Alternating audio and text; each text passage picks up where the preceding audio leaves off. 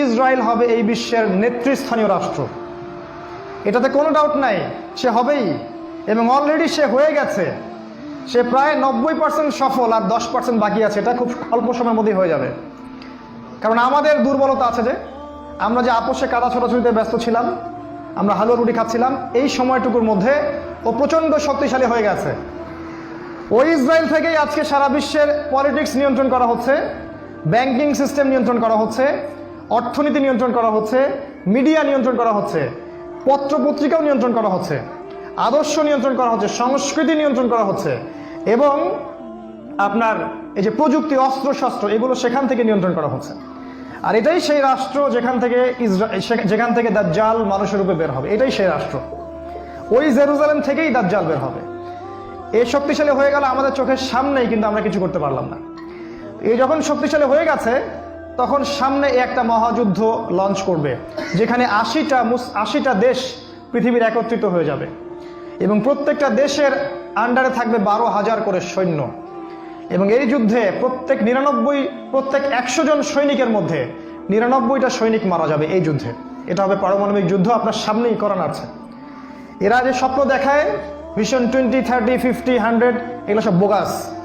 এতদিন পর্যন্ত এই ওয়ার্ল্ড আর সার্ভাইভ করবে বলে আমরা মনে করি না। আল্লাহু আ'লাম বিসওয়াব, আল্লাহ পাক ভালো জানেন।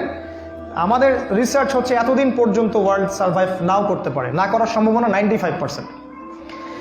এই মালহামা পরে ইমামুল মাহদী আসবেন শেষের দিকে, এবং তিনি মুসলিমদের হাল ধরবেন এবং প্রচুর সংখ্যক মুসলিম এই যুদ্ধে মারা যাবে। প্রচুর সংখ্যক, প্রচুর, তাদের সংখ্যা অগণিত। কিছু মুসলিম যুদ্ধের মাঠ থেকে পালিয়ে যাবে, যাদেরকে আল্লাহ পাক মাফ করবেন না, আর অল্প কিছু মুসলিম বাকি থাকবেন, যাদের হাতে আল্লাহ রাব্বুল আলামিন এই যুদ্ধের শেষের দিকে গিয়ে বিজয় দান করবেন ইনশাআল্লাহ। এবং আমাদের খোরাসান থেকেও একটা বাহিনী যাবে, যারা জেরুজালেম পর্যন্ত পৌঁছে যাবে, ইমামুল মাহদীর সাথে যোগ দিবে। পৃথিবীর কোনো শক্তি, নবীজি বলেছেন, পৃথিবীর কোনো শক্তি তাদের পথে বাধা হয়ে দাঁড়াতে পারবে না।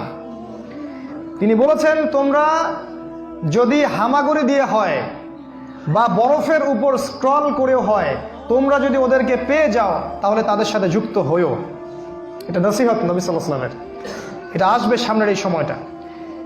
এই মালহামা পরে যখন মুসলিমরা আবারও বিজয়ের আসনে আসবে, তখন মুসলিমরা জয় করবে কনস্ট্যান্টিনোপল বা তুরস্কের ইস্তাম্বুল। এটা এখন নেটোর হাতে চলে গেছে, এটা আবারও মুসলিমদের হাতে চলে আসবে। তারপর ঘোষণা করা হবে যে মাসিহুদ দাজ্জাল মানুষের রূপে বের হয়েছে। কোথায়? ওই জেরুজালেমে।